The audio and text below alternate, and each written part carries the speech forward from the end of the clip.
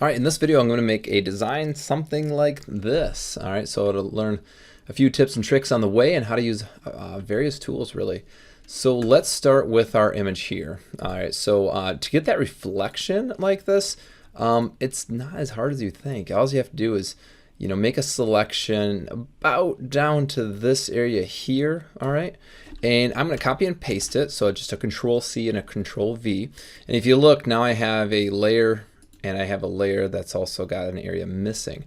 And then I can use my move tool, and as long as your transform controls is clicked on, you should be able to grab the top and see it's moving all together. But if you hold down control when you do it, you can just take the top and you can kind of skew it down. And I'm just gonna go like that and let go. And if you select off it, kind of looks like a reflection already. One thing you can do to make it maybe a little more realistic is select that layer and then go up to filter, filter gallery, and oops, it'd be in this spot for you, filter gallery, and then you can choose different ones. And I went to distort and ocean ripple, and there you can change the size of the ripples and things like that. I did 4 and 3. I thought it looked all right, and then I hit OK.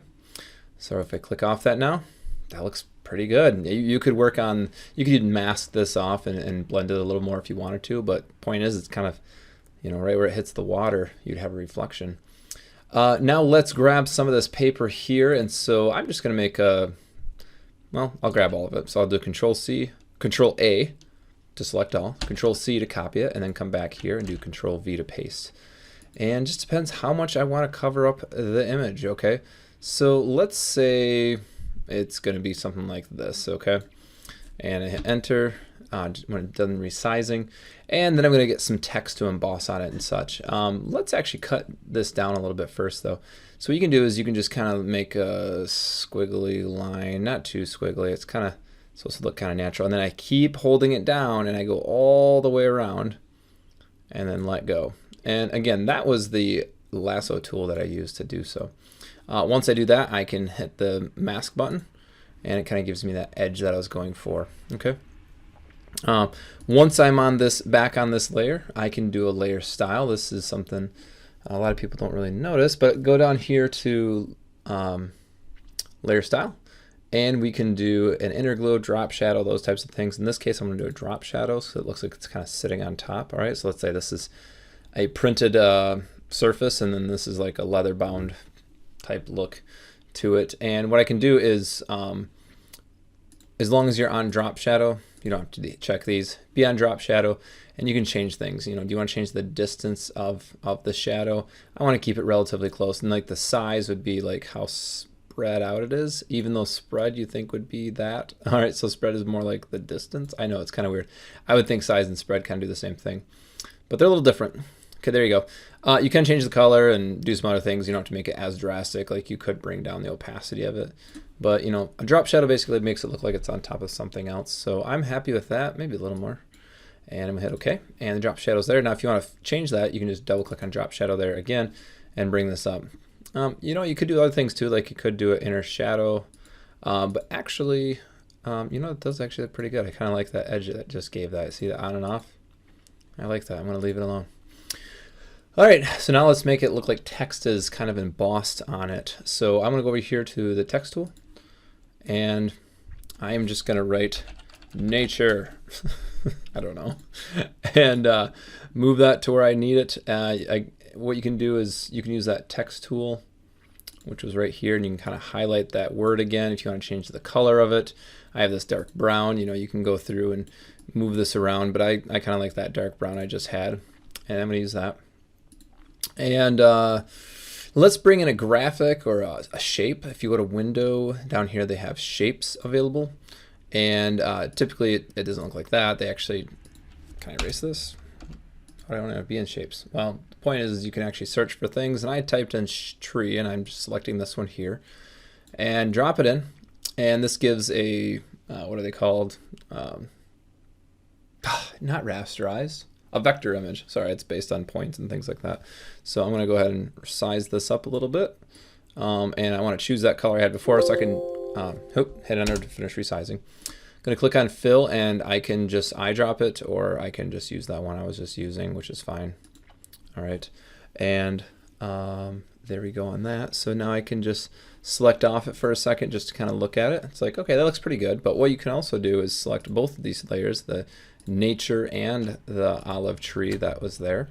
And we can do a layer style on that as well. So you can right click, I believe. Oops, it's kind of off the screen for you though. So I'm going to go to layer, layer style again. And this time I'm going to, ooh, it doesn't want me to. Maybe I have to do one at a time. Or you know what, it might be because of the text. So let's just try the text. Select that, layer, layer style. Oh, this is actually better anyways. Let's try this.